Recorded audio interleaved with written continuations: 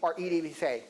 Now I want to point out a couple other things. Like I said, is if you turn around and go back into wanting to know more about the software, RailOp.com, which is also noted on the bottom of the handout flyer there, is the website.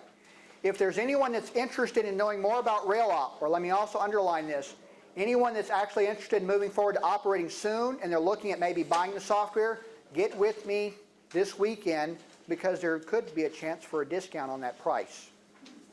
And no, I'm not involved in the company. I'm not working for the company. I just happen to got an option, I think, for us. If you need more information about RailOp, and there's a lot of great questions, I'm sure everybody here has probably been to a Yahoo group. Well, there's a great Yahoo group for RailOp. And I say it's great not because I think the moderator is a super guy, because I'd be talking about some jerk I know, but I will point out a great example. Somebody asked a question the other day, will this software run on a Mac? And I know the answer is yes. But what I went into the message group and typed Mac, and there was a handful of answers where people replied, yes, you can run it on Mac, and this is what I'm using. People will ask, well, what about an interchange track? And it's amazing, within a day or two, you'll have a couple replies from a lot of helpful guys in the group. Unlike a lot of your Yahoo groups where you probably won't want to go there because you don't want to deal with crap, this is one of those places where you will get some very good answers, and if anything, Frank will reply with your answer about the interchange track, and then Bill will reply with an addition to it. So you will get a couple answers. There will be different ways to do it, or an answer with an expanded answer. There's a lot of great information available online in the Yahoo group, and you do not have to join the Yahoo group to read the messages. And then, of course, there's always some jerks you'll find somewhere that you can pull up print list and go from there. And as a side note, anybody here going to see all the layouts got an extra room for somebody they want to talk more about operating, put me in your car because I'll ride with you this afternoon.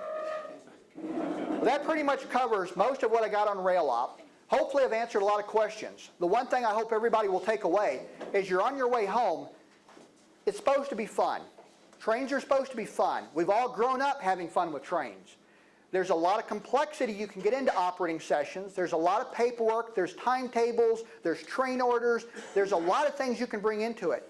I would urge you to figure out how the pedals work on the bicycle before you ask Dad to take the little training wheels off. Learn how to go one step at a time. In operating, think about just getting people to run trains on your railroad before you ask them to bring a stopwatch for running their switch moves. As they progress along, remember, it's all supposed to be fun about playing trains. At some point when you grow up and you're not having fun with trains, it's time to maybe look at something else. When you leave today, think about on your railroad, what if I get into operating? What kind of cars do I have? Where do I want the trains to run?